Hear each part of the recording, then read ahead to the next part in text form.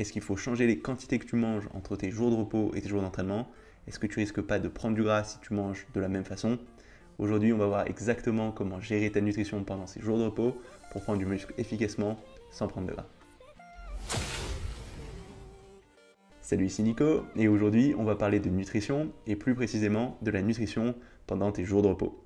Et une question qu'on m'a pas mal posée, c'est cette question de savoir est-ce qu'il faut manger de la même façon pendant ces jours de repos et ces jours d'entraînement. Et l'idée qui est derrière, c'est souvent est-ce que si j'ai autant de calories pendant les jours où je ne m'entraîne pas, est-ce que je risque pas de prendre du gras? Et ça, c'est une question que je m'étais posée assez tôt. Et à l'époque, la solution que j'avais mis en place, c'était tout simplement de ne pas manger, pas avoir ma collation après entraînement les jours où j'ai pas d'entraînement, vu que j'ai pas de raison d'avoir cette collation. Et certes, c'est pas trop mal comme solution, mais c'est pas optimal. Parce qu'en fait, un point qu'oublient beaucoup de pratiquants, c'est que c'est pendant ton temps de repos que tu vas construire du muscle et que du coup, tu auras besoin de protéines, de lipides, d'énergie, de glucides pour réussir à construire ce muscle. Et si tu diminues trop ta nutrition pendant tes jours de repos, tu n'auras pas assez de ressources pour réussir à construire ce muscle.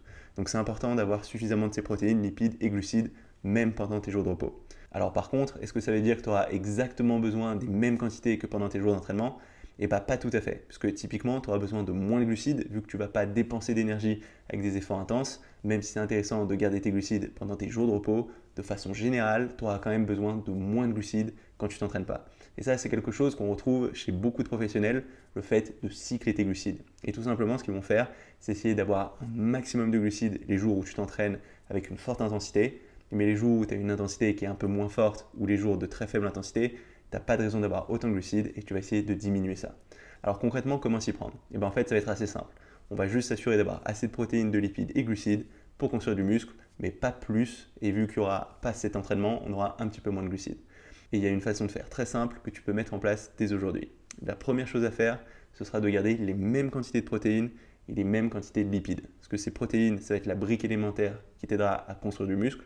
Donc ce sera très important d'en avoir suffisamment quand tu récupères pendant ces jours de repos, puisque c'est là que ton corps va reconstruire les fibres musculaires qui ont été endommagées et les rendre plus fortes, plus massives. Donc il faut que tu aies ces protéines. Tu vas aussi garder les mêmes quantités de lipides, puisque ces lipides ils vont intervenir au niveau hormonal. Et ce système hormonal, il va être là encore très important dans la récupération. Donc on ne veut pas diminuer cette quantité de lipides. Par contre, ce que tu vas pouvoir faire, c'est baisser légèrement ta quantité de glucides. Donc de façon générale, si tu as l'habitude d'avoir une collation après entraînement, tu peux avoir toujours cette collation dans l'après-midi pour avoir la même quantité de protéines, si tu avais des protéines dans cette collation. Par contre, tu peux retirer les glucides de cette collation. Et ça va varier d'une personne à l'autre, mais de façon générale, tu peux enlever en gros 50 grammes de glucides les jours où tu n'as pas d'entraînement. Après, c'est une grandeur qui va dépendre de plein de facteurs, de ta génétique, de ton niveau d'entraînement, mais en gros, si tu es débutant intermédiaire, ce sera un bon point de départ. Après, si tu es quelqu'un qui est complètement débutant, qui fait par exemple un full body 3 fois par semaine et qui n'a pas encore pris énormément de muscles, tu n'es pas forcément obligé de trop te prendre la tête sur ces quantités de glucides. Ce que je te conseille de faire, c'est juste de manger pas trop de glucides parce que de façon générale, la plupart des gens ont beaucoup trop de glucides et ce sera largement suffisant pour réussir à bien progresser.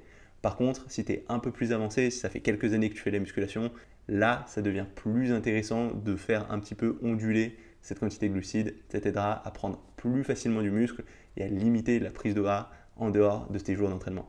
Donc si tu es dans ce cas, quand tu as entraînement, n'hésite pas à augmenter légèrement ta quantité de glucides avec par exemple ces 50 grammes de glucides et les jours de repos d'enlever ces glucides en gardant tes protéines et tes lipides au même niveau, que ce soit ton jour d'entraînement ou tes jours de repos. Et il n'y a pas besoin de surcomplexifier. Si tu fais ça, ce sera largement suffisant pour réussir à équilibrer la chose entre ces jours de repos et ces jours d'entraînement. Donc garde en tête que c'est pendant tes temps de repos que ton corps va construire du muscle et que c'est important qu'il ait les bonnes ressources pour réussir à construire ce muscle et que du coup il ne faut pas trop diminuer ta diète. Par contre, si tu commences à être un petit peu avancé, tu peux te permettre de diminuer légèrement tes glucides et de les réaugmenter pendant tes jours d'entraînement. Ça va être tout pour cette petite vidéo. Si jamais elle t'a plu, n'hésite pas à mettre un petit pouce bleu. Si jamais tu as des ressources ou des expériences en lien avec ce thème, n'hésite pas à les mettre dans un commentaire sous cette vidéo. Je pense que ça intéressera tout le monde. Aussi, si tu as des questions à me poser, n'hésite pas à m'envoyer un petit mail à nico.dalam@gmail.com. Je réponds à peu près à tous mes mails, donc a priori, tu devrais avoir une réponse. Si tu n'es pas encore inscrit à ma chaîne YouTube, n'hésite pas à le faire maintenant. Comme ça, tu sauras quand je sors de nouvelles vidéos. J'en sors toutes les semaines. Et du coup, on se retrouve très rapidement pour une nouvelle vidéo. Salut!